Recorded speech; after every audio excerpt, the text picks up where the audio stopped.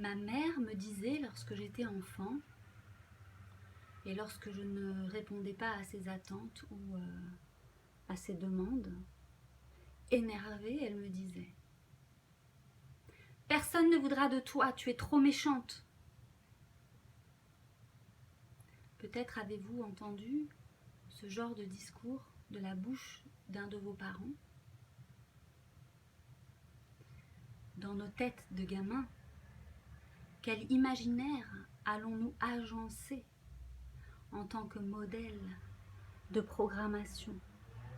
Car nos parents sont comme des dieux, nous sommes totalement dépendants d'eux et tout ce qu'ils disent est parole de vérité. Donc si ces paroles sont accusatrices, forcément la culpabilité, la déloyauté sont ancrées au plus profond de nous par le transgénérationnel et sont des modèles et des programmes qui se rejouent à l'infini jusqu'à ce que un ou une puisse en prendre conscience pour les désactiver. Cette image ici et maintenant est une invitation à rentrer à l'intérieur de soi pour aller rencontrer les 4 à l'intérieur, les 4 enfants intérieurs, la petite fille et le petit garçon lumière et la petite fille et le petit garçon ombre.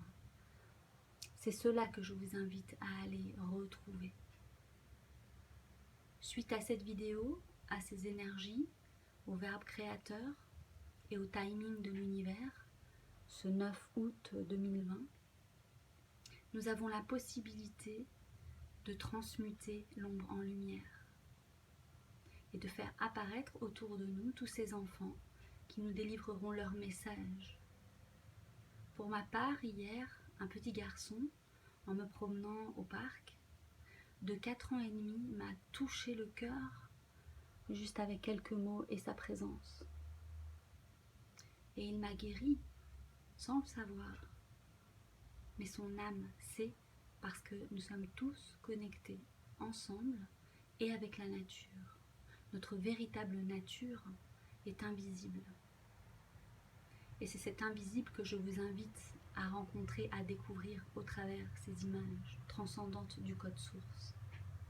Elles sont toutes associées à des jours particuliers, des heures particulières, des moments particuliers qui ont révélé une qualité d'énergie qui est rendue disponible maintenant. Voilà. Donc je vous laisse imaginer chacun, chacune à méditer sur cette fleur qui a le visage d'une enfant et qui a 4 pétales sur la tête, comme ces 4 enfants à l'intérieur. Les 2 du haut sont belles, ouvertes, comme des bras d'ange, et celles du bas sont un peu abîmées. Et son tutu, que vous pouvez voir plus bas, en gris, avec ses 2 jambes vertes, est un peu pointu, un peu, voilà, et gris aussi.